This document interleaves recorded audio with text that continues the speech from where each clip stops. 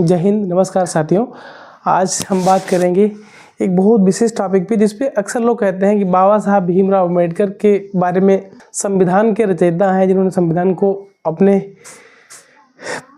System के द्वारा इस तरीके से उसको डिजाइन किया है कि आज अमीर से लेके गरीब तक सभी एक सिस्टम में यूं ही बंधे हैं कि कोई भी किसी को सता और प्रताड़ित नहीं कर सकता है। वो अलग बात है उन नियमों का उल्लंघन करके। तो बाबा साहब ने किन के लिए किया है, किन के लिए नहीं किया है, आप लोग समझ सकते हैं। कोई भारत के अंदर गरीब हो या अमीर हो, और पहली बात तो यही है, लोगों का मानना है कि उन्होंने अपने जाति वर्ग के लिए किया है। तो सीधी सी बात है, उनके जाति वर्ग के लोग अपने इस समाज के द्वारा, अपने इस धर्म के द्वारा इतने शोषित किए गए हैं, इतना उनको सताया गया है, उनका खून चूसा गया है।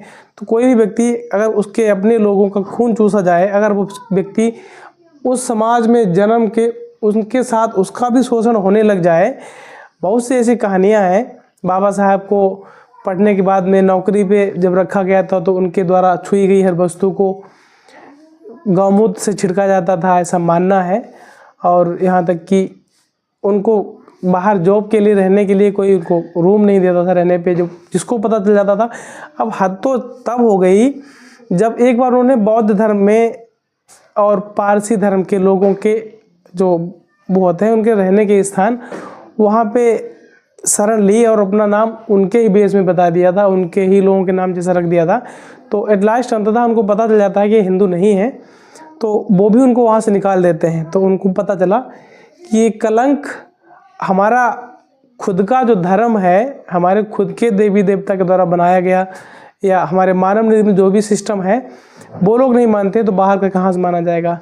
तो सीधी सी बात है, अपने लिए ही करेंगे। एक स्थान था, अंग्रेज़ों के शासन से पहले की बात है, तमिलनाडु और केरल का कुछ भाग लेके जो एक एरिया बनता था, उसको त्रावणकोर करके बोलते थे।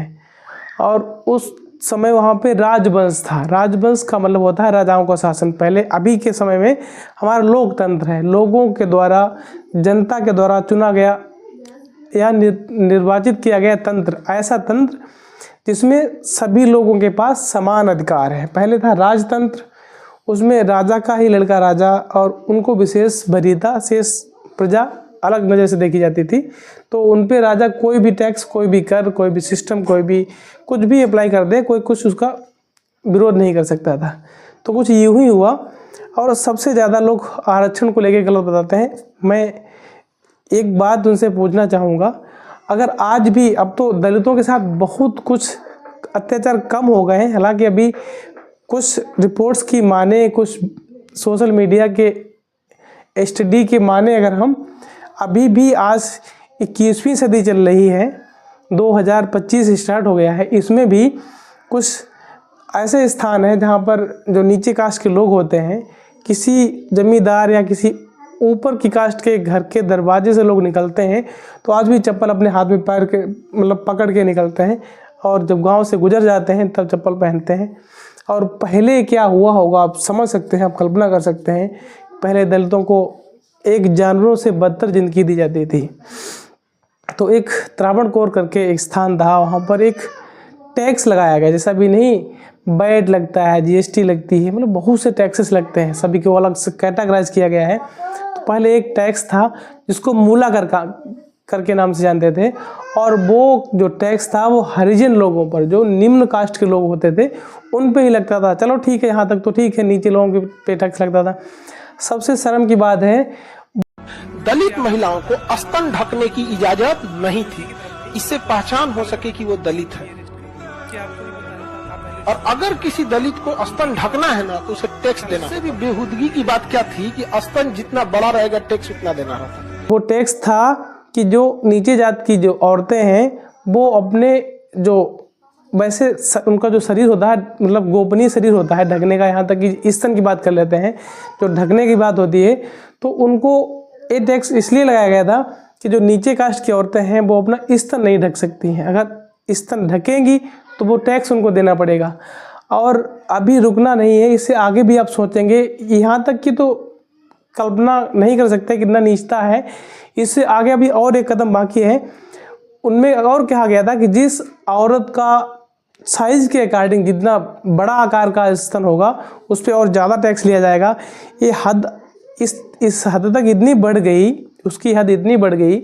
एक महिला थी जिसका नाम नंगिनी करके था, तो उस पर यूँ ही टैक्स सिस्टम पीढ़ी दर पीढ़ी चलता चला आ रहा था, तो उस पर भी टैक्स लेने की बारी आई। उससे कहा गया आप वस्त्र क्यों ढके हैं, या तो वस्त्र को उतार दीजिए या तो फिर आप टैक्स दे दीजिए। अब उस समय लोगों के पास टैक्स देने के लिए, पेट पालने के लिए नहीं पैसे हुआ करते थे, टैक्स भरने की तो बात अलग है। तो बहुत सी औरतें निर्वस्त्र अपने स्तर नहीं ढका करती थी, ऐसे ही चलती थी। उनकी बहन बेटियां छोटे से लेके, बचपन से लेके जब बड़ी सियानी होती हैं, आप कल्पना करके देखिए, आप सोच के देखिए उन लोगों की मजबूरी और मुसीबत। जो लोग अपने मुंह उठा के बोल देते हैं कि दलितों को, हरिजनों को आरक्षण मिलता है, नहीं मिलना चाहिए, ऐसे उनके पूर्वजों की कहानी, उनकी इज्जत देखो, उनको कितना रसातल में दबा दिया गया है। तो उनको अगर ये बैलेंस करने के लिए अगर ये कुछ दिया नहीं जाएगा तो आज भी उनको ऐसे शोषित किया जाएगा जानवरों की तरह। आप कल्पना नहीं कर सकते हैं। आदमी कब सोचता है, जब खुद पे बीतती है। खुद एक बार सोच के देखो, उस समय उनकी बहन बेटियां रही हैं, सभी की इज्जत अपनी खुद की इज्जत होती है और सबसे प्यारी होती है। तो छोटे बच्चे बच्चियाँ उनकी होती हैं, धीरे धीरे बड़ी सियानी होती हैं। सबको अफसोस होता है सोच कर भी कि उस समय क्या हुआ होगा। उनके स्तन, शरीर बढ़ता गया, ऐसे खुले रहते गए, उनके पास टैक्स देने के लिए नहीं हो पाए थे। मुश्किल से अगर कोई चुका पाता था तो मूला कर नाम से टैक्स देते थे, तो वही औरतें स्तन ढक पाती थी। तो यूँ एक लेडी नंगिनी नाम की थी, उस पर टैक्स लेने की बारी आई और स्तन जब खोलने की बात आ गई तो उस महिला ने कहा मैं टैक्स दे नहीं पाऊंगी, तो एट लास्ट स्तन ही काट देती हूँ, तो हमको आप लोगों को टैक्स नहीं देना पड़ेगा। उसने अपना स्तन काट दिया। एट लास्ट उस बेचारी की मृत्यु हो गई। और उसके बाद अंग्रेज़ों का आना हुआ। बहुत यहाँ पे लगता है कि सौभाग्य रहा उन हरिजनों के लिए कि उन्होंने, अंग्रेज़ों ने अर्थात आके उस टैक्स को छुड़ाया। वैसे तो हमारे देश को अंग्रेज़ों ने बहुत लूटा, लेकिन कुछ ऐसी चीज़ें हैं, कुछ दे के भी गए हैं, डेवलप्ड करके गए हैं, लेकिन लूटने में कोई कसर नहीं छोड़ी, अलग बात है, वो अलग चीज़ है। तो बाबा साहब का जन्म हुआ ऐसे इसी नीचे के समाज में। आप सोचें कि जब उनको शिक्षा में एंट्री करने की बारी आई तो लोगों ने उनको दाखिला नहीं देने की बात हो रही थी, लेकिन उनके जो पिता थे, राम जी सकपाल उनके पिता थे, और वो आर्मी में सूबेदार, एक बहुत ऊंची पोस्ट होती है। जो अंग्रेज़ शासन था तो ब्रिटिश सरकार के आर्मी में थे, और सूबेदार के पद पर होने के नाते उनको सीट तो मिल गई जैसे तैसे। और स्कूल में जब वो पढ़ने के लिए गए तो उनको स्कूल में एंट्री होने के बाद अंदर वो बैठ गए सभी बच्चों के समान। जितने अन्य बच्चे थे उनसे दूर भागने लग गए। बोले हम तो इनके पास नहीं बैठेंगे, ये तो अछूत हैं, अछूत है, इनको अगर हम टच करेंगे तो हम भी अछूत हो जाएंगे, हम गलत हो जाएंगे। और इतनी रूड बात है। अभी आप देख लीजिए, कोई अगर बस में, गाड़ी में ऐसा जाता, धक्का मुक्की करके चला जाता है, बाई चांस उसके गांव का अगर कोई नीची कास्ट का व्यक्ति होता है, चमार बंगी, तो वहाँ पे नहीं बैठेगा, क्योंकि उसको पता है कि यहाँ चमार है। अगर नहीं पता है तो उससे भी गया गुजरा चमार हो या कोई भी कास्ट का हो, किसी विशेष वर्ग की बात नहीं है, नीचे जाति के जितने लोग थे सभी के साथ यही हुआ। तब आदमी ऐसा परहेज नहीं करेगा, लेकिन जान के कर लेता है। तो फिर ये सोचने वाली बात है, अगर हम जान जाते हैं कि ये व्यक्ति ऐसा है, इस कास्ट का है, तो नहीं टच करते तो हम सही रहते हैं, और नहीं जान पाते तो टच कर लेते हैं तो हम कुछ करते भी नहीं, तो हम ऐसे पवित्र हो जाते हैं।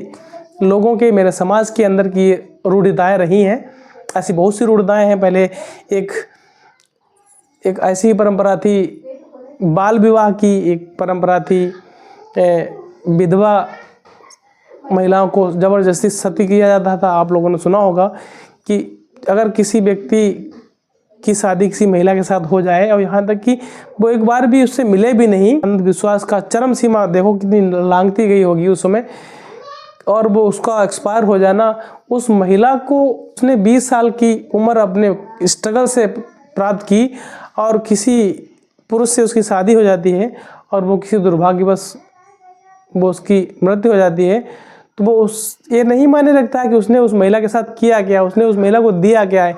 1 रुपया तक ना दिया हो, एक दिन सुख ना दिया हो, लेकिन वो आग में जिंदा जलने के लिए हकदार हो जाती है। आप सोच सकते हैं, आप सोच के देखो कितने ऐसे गैर परंपरागत और रूढ़वादियाँ हमारे देश में रही हैं। तो बाबा साहब को छुआछूत में लोगों ने बहुत ज़्यादा सताया और स्कूल में प्रवेश नहीं होने दिया। बहुत कठिनाई उन्होंने की जब शिक्षा को प्राप्त करने के लिए बढ़ते गए।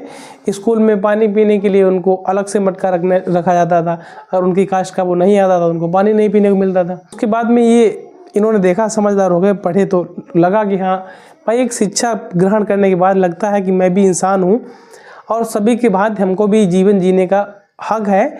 जब तक लोग अशिक्षित रहते हैं, अपने आप को निम्न समझते रहते हैं, अलग बात है। उन्होंने सोचा ऐसा क्या करें हम कि मैं भी इस समाज में इस योग्य बन पाऊँ। तो बहुत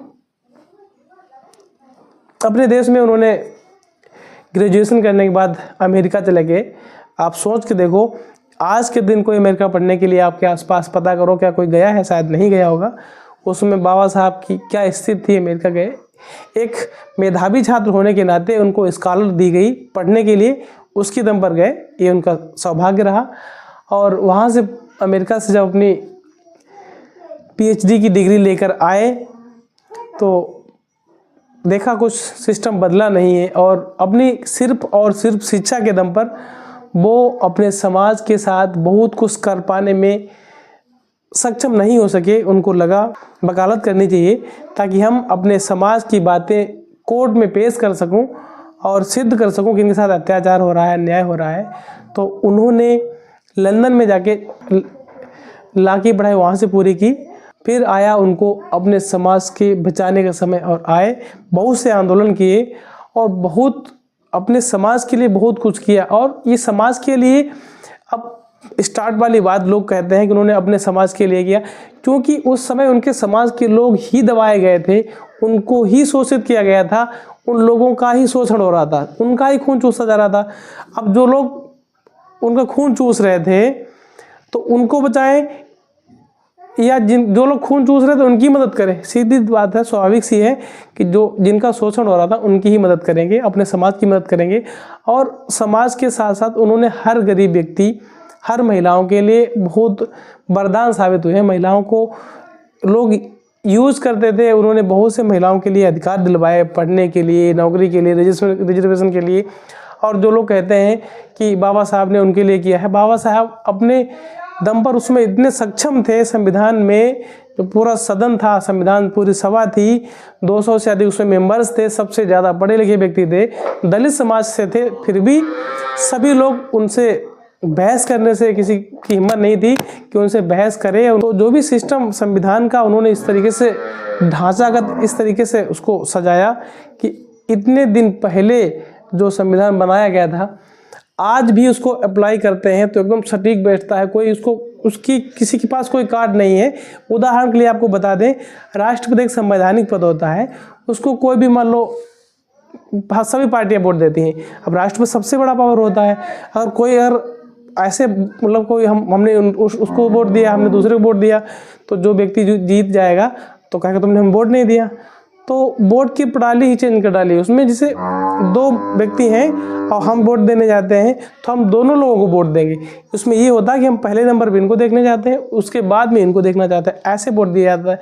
और वो राष्ट्रपति महोदय होते हैं, किसी को भी कोई भी कितनी भी बड़ी सज़ा हो माफ़ कर सकती। फिर बात ये है कि किसी की तो माफ़ कर देंगी, अलग बात है, खुद की भी माफ़ कर लेंगी। तो अगर कोई भी सज़ा होती है राष्ट्रपति पद के लिए तो उस समय उन पर नहीं सुनवाई होती है उनके राष्ट्रपति पद से हटने के बाद। ये आपको एक उदाहरण बताया कि किस तरीके से हमारा संविधान को सजोया गया था ताकि हमारे समाज में किसी का शोषण ना हो सके। पहले जो गैर परंपरागत ढंग था, लॉजिकल था, सिस्टम था, जिसके वजह से हम लोगों को अंग्रेज़ों का शासन सहना पड़ा, ये फिर ऐसी नस्लें ना पैदा हों, ऐसा भेदभाव ना हो, ऐसा तानाशाही ना हो। उस समय उनके पास इतना पावर था, वो अपना अलग मुल्क बना सकते थे। उस समय उनकी आबादी भी बहुत थी और उनके पास इतना अधिकार मांगने की सामर्थ्य भी थी, लेकिन वो भी देश प्रेमी थे। उन्होंने कभी नहीं सोचा कि हम देश को अलग करेंगे। आरक्षण देने के लिए मना किया था, तब एक बार कहा था कि हम अपना देश अलग ही मतलब बना लेते हैं, हमको रिजर्व। तब फिर महात्मा गांधी ने उनको मान लिया था कि हम दूसरे तरीके से आपके लोगों को अगर एक इकट्ठा भूमि नहीं देके उतना रिजर्वेशन कर देते हैं कि अलग अलग हर क्षेत्र में जहाँ उनकी आबादी है उनको कुछ सीटें रिजर्व कर देते हैं कि वहाँ उस कास्ट का ही, हरिजन कास्ट का ही प्रधान बनेगा, हरिजन कास्ट का ही एमएलए बनेगा। बहुत सी हमारे यहाँ की जो सीट है मेंबर ऑफ पार्लियामेंट वो हरिजन ही है। जब से हम देखते आ रहे हैं हरिजन ही वहाँ पे खड़ा होता है, ये बाबा साहब की ही देन है। तो इससे एक बैलेंस बना रहता है। इस चीज़ से यहाँ का कोई भी पार्टी से आए हरिजन ही बनेगा। तो जो कुछ सीटें रिजर्व की हैं, जिसमें मान लो अपने मेरे यहाँ पे एक जो मेंबर ऑफ पार्लियामेंट की जो सीट है वो हरिजन है, ये नहीं कि उस पार्टी से आएगा या